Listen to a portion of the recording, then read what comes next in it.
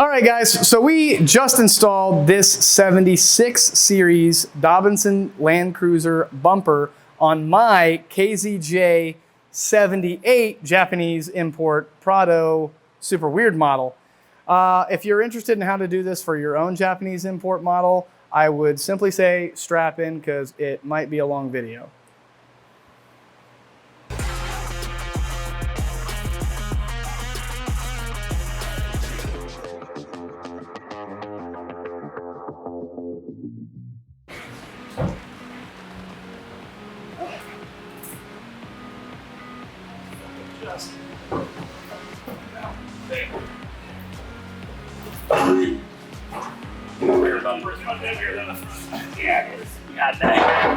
All right, starting the install on the rear bumper for the KZJ 78 Prado Land Cruiser, the 70 series that's in from Japan. Probably the best thing to do for your first step, get a look at your parts lists, unpack your bolts package and kind of set everything in its own little home. Best way to tell which number is which, just count your bolts. So for the 4, that's gonna match up with the only 4 that I have here, which is number 13. Match its washers, vice versa. That way, while you're working through your build, you kind of know what's what and what's supposed to go what. Match it up with your fitting instructions. So for the install instructions, these will show up as number 8, the square washer. You can tell because there's 42 of them. Just if anything calls for the number 8, it's these actually large, thick washers.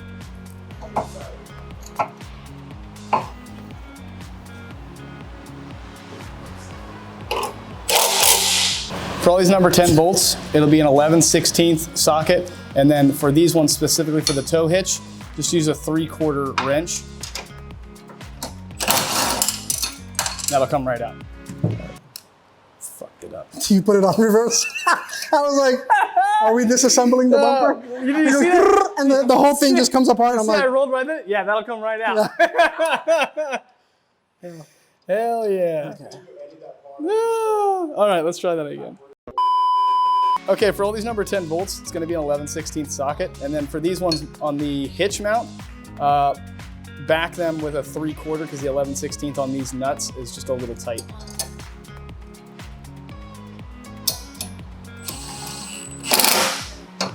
There we go.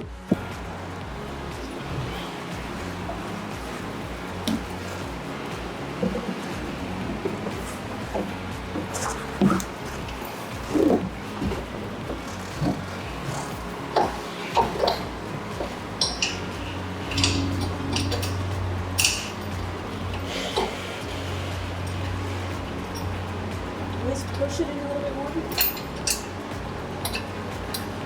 There.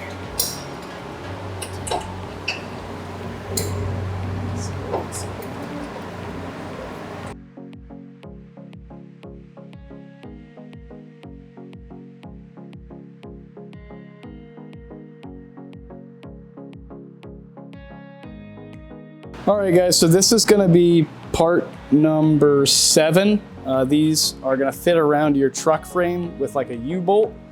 There are gonna be 2 similar parts to this. The one you're gonna want for the rear frame and these wing extensions. It's gonna mount up like such. The holes are gonna be right on top of each other. So these are the ones you're gonna use, not the other set. All right, so we're gonna be installing the latches for the swing arms. Swing arms will go on after we mount to the bumper, but just to make it easier to access, we'll install these latches first, kind of loose, hand tight. You'll have a little plastic piece, the smaller silver screws and silver nut. That'll go through the center. Reach back behind. And you'll have to do this one a little bit by feel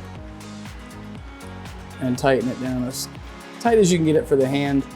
And then you'll have the larger black screw with washer and thread nut. These will go on either side. You might have to do some finagling with the plastic piece to make sure that it doesn't fight this washer. And again, only go in hand tight because there's a lot of adjustability here to make sure that when that swing arm comes in, it's getting a good hook and a secure fit every time. So you'll want to tighten these down like completely later once everything's mounted and the swing arms are on.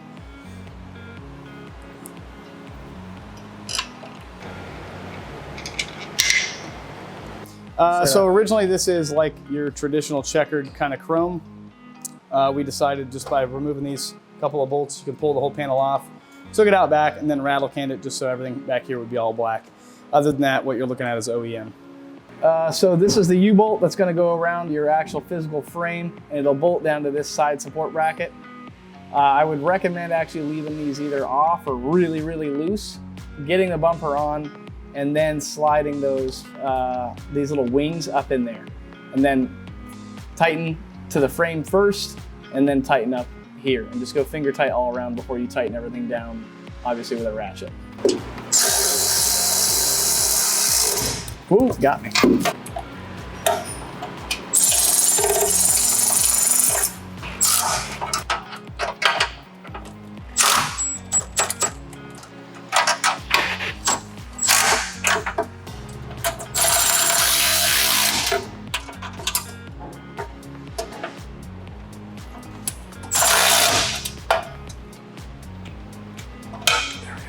This is the U-bracket, goes to the frame. We're just doing the left side now, making sure everything's all snug and tight. When you're done, you should be able to push up the whole truck, get a nice little workout in. After you do the outer wings, just make sure you recheck your center, that these are all flush and tight, because tightening up the outer wings might pull the bumper one way or another and kind of recenter everything. So just make sure you recheck these bolts after you do the side wings. As you can see here, we got a significant more amount that we can screw this bolt in now that everything's tightened up everywhere else. So just double tighten, make sure. We're gonna come in with a ratchet and finish these.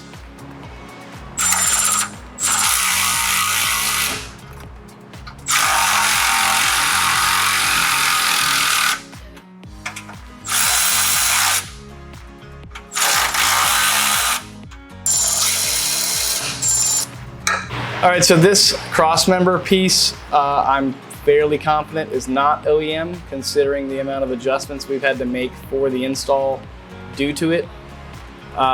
So just as like a bit of advisory, don't expect to see this cross member underneath your KZJ 78, because I'm fairly confident this is like from the old aftermarket bumper and we're just retrofitting it for this install.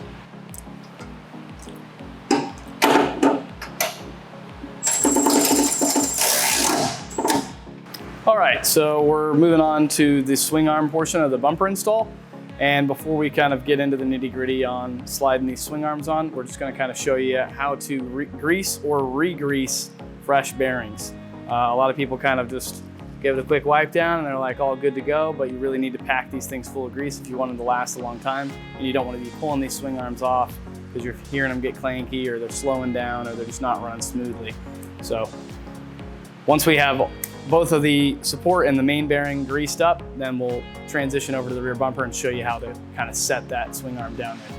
So just reach into your average tube that's for a grease gun and just get a nice handful of it, palm it into your hand. It's gonna be a messy job, but that's kind of the point. You want that grease deep down inside these bearings.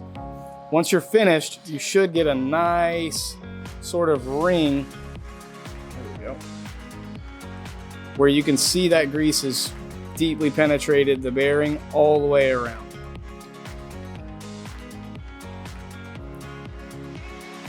And you're gonna have to fight the center just a bit to keep it from cooling the wrong way.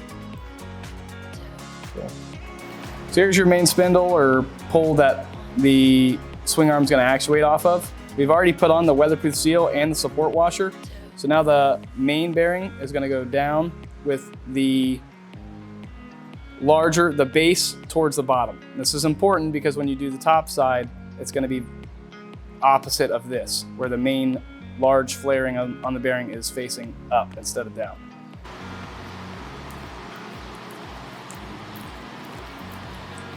For all you ASMR fans, Exactly. don't get too erect. Ooh, yeah.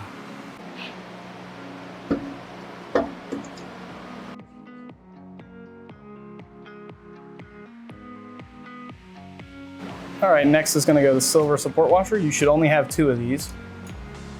Set that down in nice. Leave your pin and your cap off to the side, and this should screw right on. All right, in order to get the pin in, you'll have to crank this down. We're using a 1 1/4.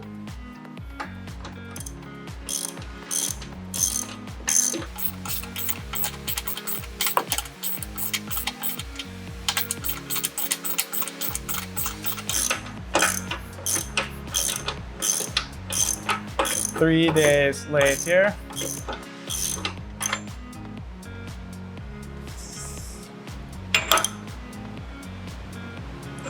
So stick just the tip in and then give your pin like a little bit of a pre-bend, and then stick a nice pair of needle noses, and you're just gonna kind of force that down through.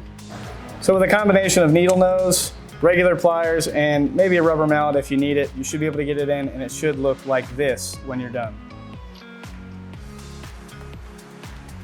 Pop in your cap.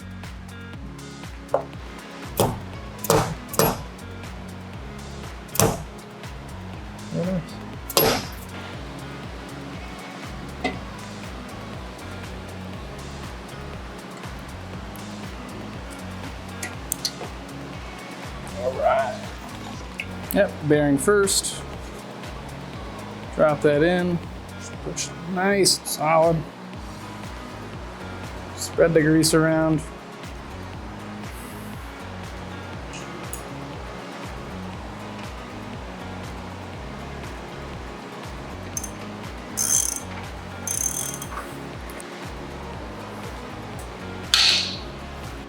If you're having any issues with the manual pin locking into its recessed hole, you can take the swing arm off and just make sure that the weather seal is flush to the bottom, and that probably will make up the difference on why that's not engaging properly.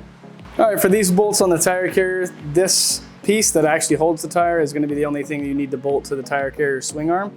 Make sure you do the side bolts first, because those are going to pinch this top piece in and allow that washer to sit on top and lock everything in place. Other than that, it's only 3 bolts. Should be a pretty easy job.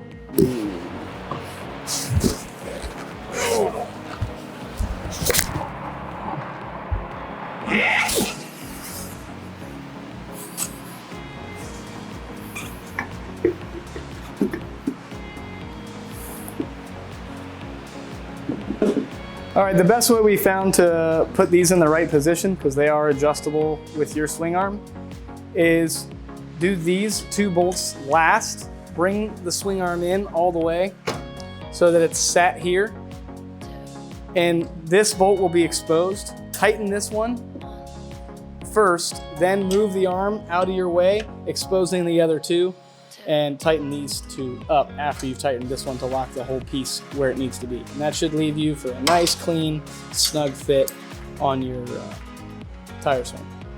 All right, for the rubber bump pad, this is used to stop rattling on your swing arm. The best way I've found to go about it is to set the brass nuts so that when this arm swings in, it kind of kisses the bumper. And now that we have the right height, you'll move these silver nuts up to lock the whole thing into place. All right, for your swing arms, the last thing you're going to be adjusting is the little U-bolt setup. You're probably going to need to bring the nuts right out to the edge, and you are looking to make sure that it takes a little bit of effort to push this closed, but it's not impossible to close. You will see a little bit of flex here.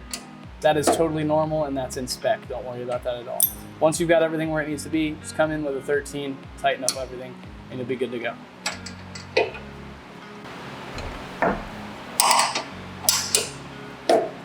All right, so we're just finishing up the install on the jerry can holder for our left side swing arm.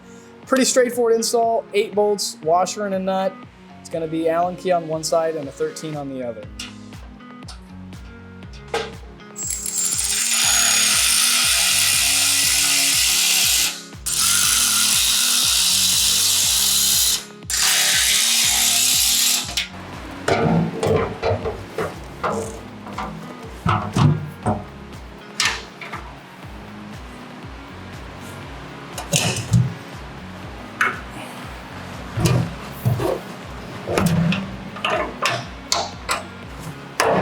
I forgot the lights weren't wired. Fuck. You want me to open them? Ba, ba, ba. All right, so we're wiring up the auxiliary lights that come with the rear bumper on the Dobinsons upgrade, and just gonna kind of give you guys a heads up on what to look for and what's going where. This is gonna be your DRL slash brake light slash, you know, all the time tail. You'll have two, you can see right here, two coming out. And then this one that's off to the side on all these plugs is gonna be your negative. We chose this negative to run all the negatives to. That's why all these blacks are running here. And for the positive, don't tap the green. This is where we tested. You'll actually wanna tap the red wire. That is gonna be your on all the time. The green will be only if you want it on for brakes. So depending on your style, if you want them just to run the red to run full time with your tail light, tap the red. If you want it just as like an extra brake light, tap the green. Moving further down the line, the white light in the bumper also has yellow ambers for your turn signals. So we tapped the positive here for the reverse lights for that white light, and then we tapped the positive for the turn signal here for the yellow lights. That way it'll actuate with your turn signal, and then when you hit reverse, you'll get extra backup light. There's also a third wire, which you can see running here. This is for the replacement for your license plate light. We three-pronged that negative into here and then ran that also in whenever the taillights run, the license plate light will kick on. So you can see here that that license plate light just kind of pops in with a nice plastic fitting. It's a nice bright white light. And for a little extra cable management, just cleaning the job up, you can get these 3M wire clips and run everything clean up underneath the jerry can holder and then down along the bottom of the swing arm. So we're feeding everything in through the bottom corner right by that screw hole, and it still leaves enough room to get everything flush.